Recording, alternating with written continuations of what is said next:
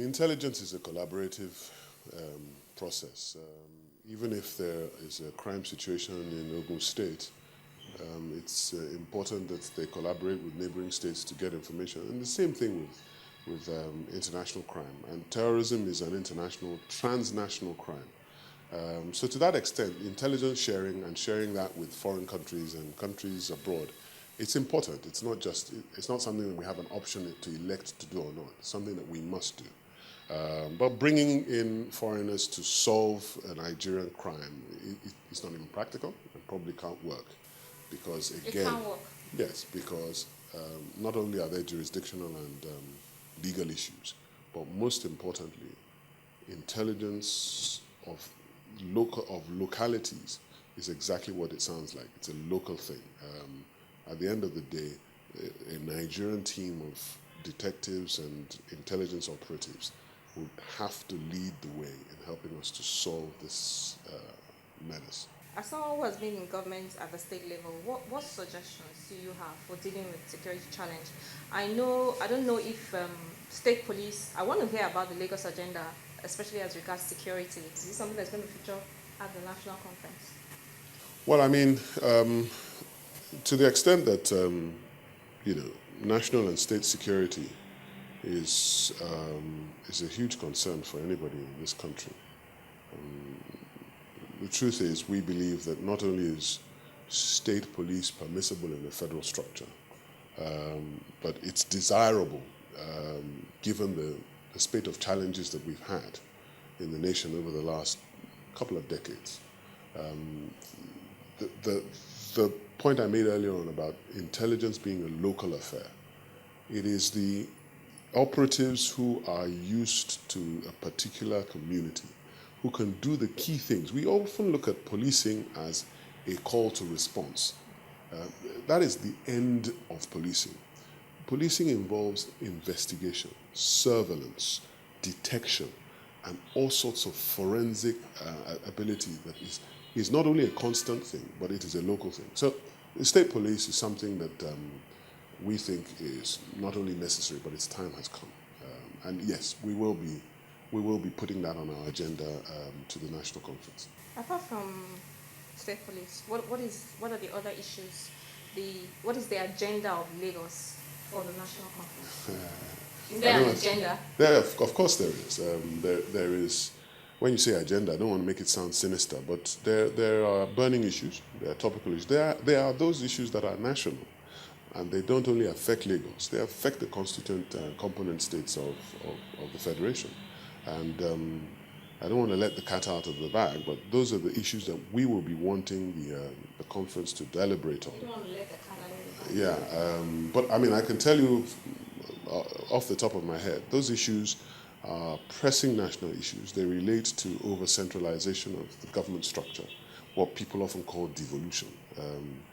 The fact that the legislative and authoritative power of the government at the center is anomalously overweighted.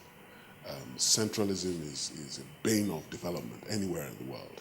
We need to decentralize government authority. The thesis is very simple. Countries like Nigeria, that are federal constitutional democracies, are made up of states. It is the states that create the central government, not the central government that creates the states. The people are sovereign, and the people live in states. They don't live in federal. There's no such place called federal. We have Kano State, we have Enugu State, we have Lagos State. There's no place called federal. We have federal capital territory. Yeah, well, federal capital territory is represented, and they have leadership. So the truth is, it is those states and the federal capital territory that make up Nigeria. We've got to now revert and invert the weight of authority back to those component states, as it was in federal structures that we had before the 1979 Constitution, and as it is supposed to be in a federal structure. And finally, as from all evidence shows that it is the only way that countries develop.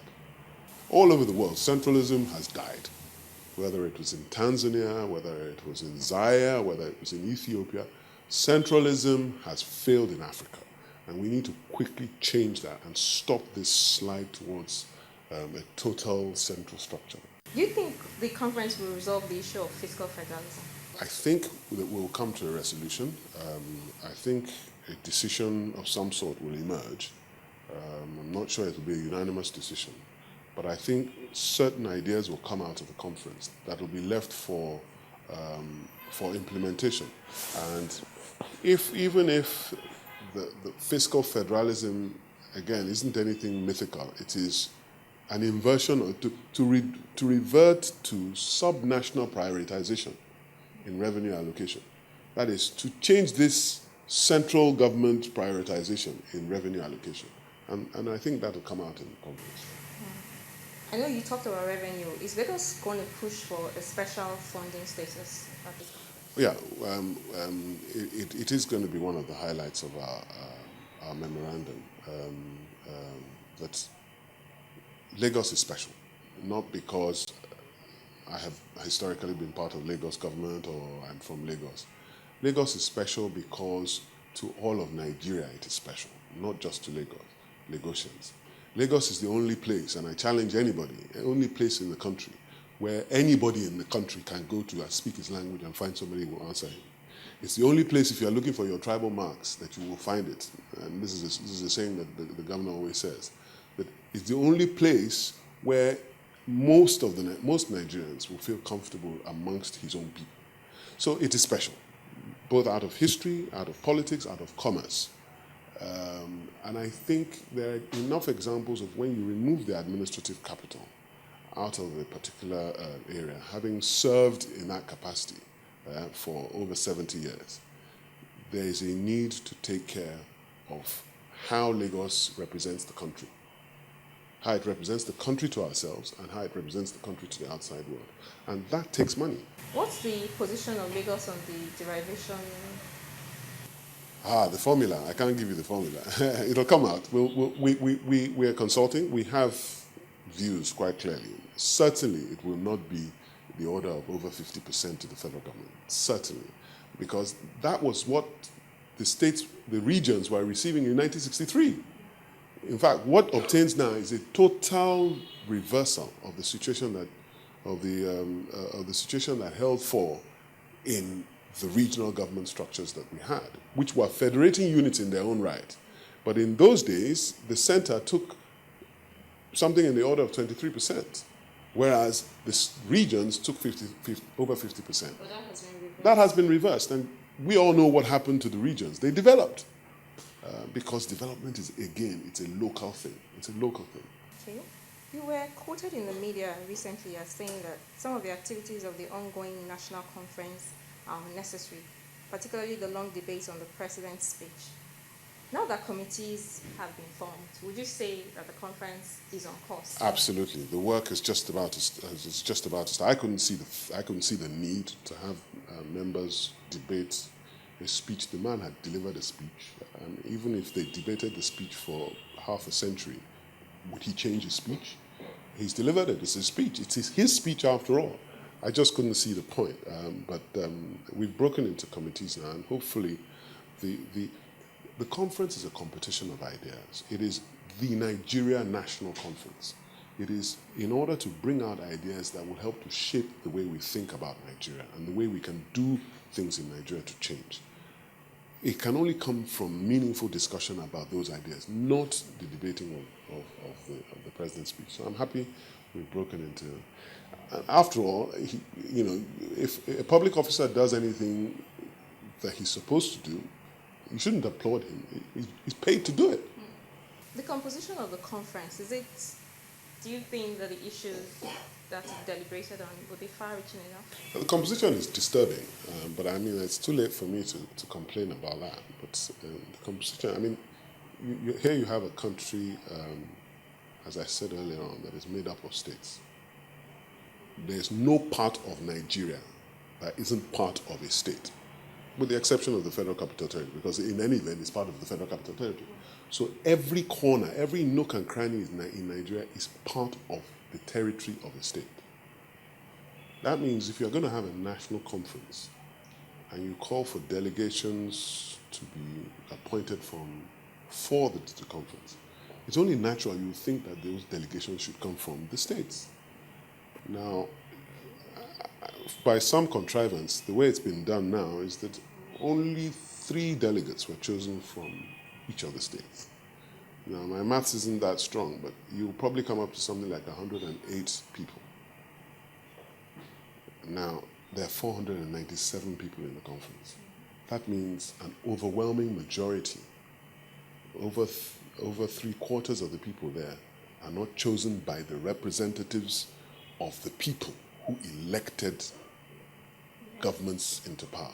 The recommendations that comes up after the end of this committee and this whole national conference, are you worried that because there's no legal underpinning that it might come to naught?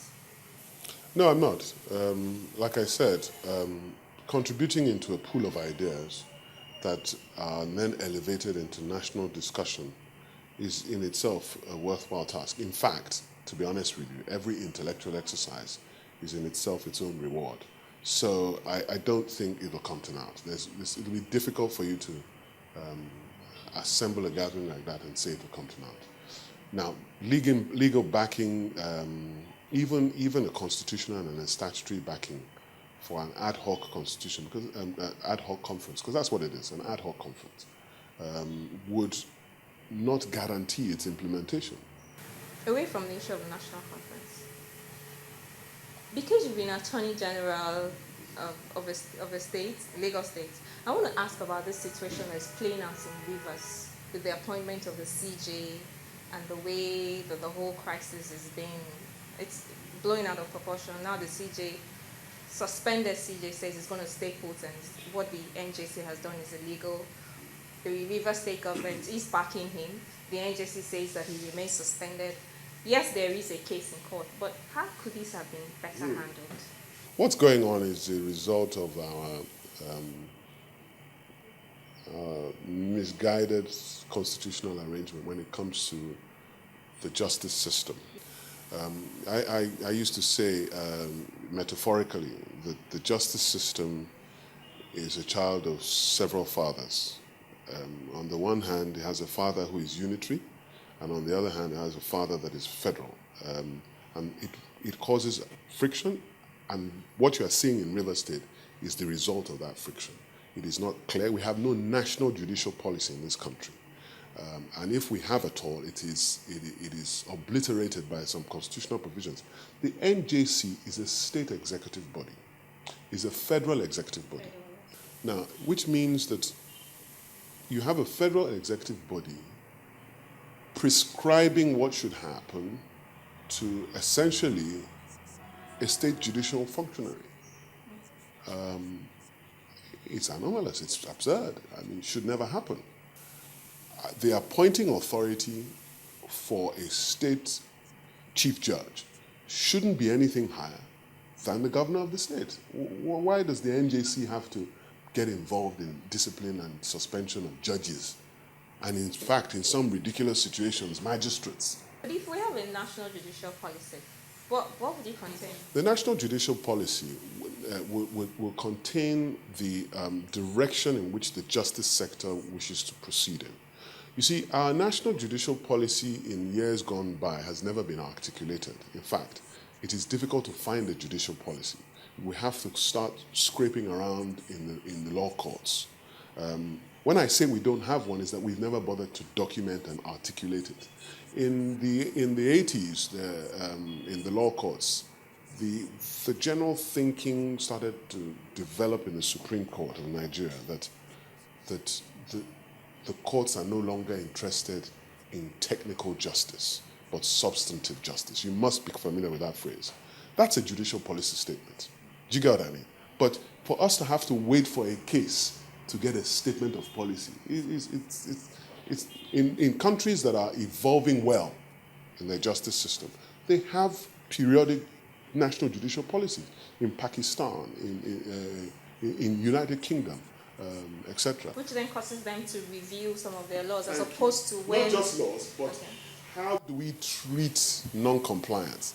Do we say it's an irregularity, or do we say it leads to a nullity? That's a judicial policy statement.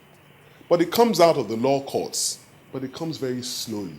And then by the time it finally comes out of the Supreme Court, 15 years after the beginning of the dispute, a lot of harm would have been done. Confusion would have set in. So that's what I mean when I say we need to have a national judicial policy.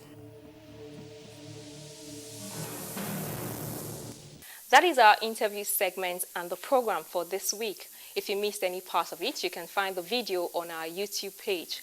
Watch it, share it, and leave your comments or questions. And with that, we adjourn for a fresh episode, same time next week. I am Shala Sheeli. Thank you for watching.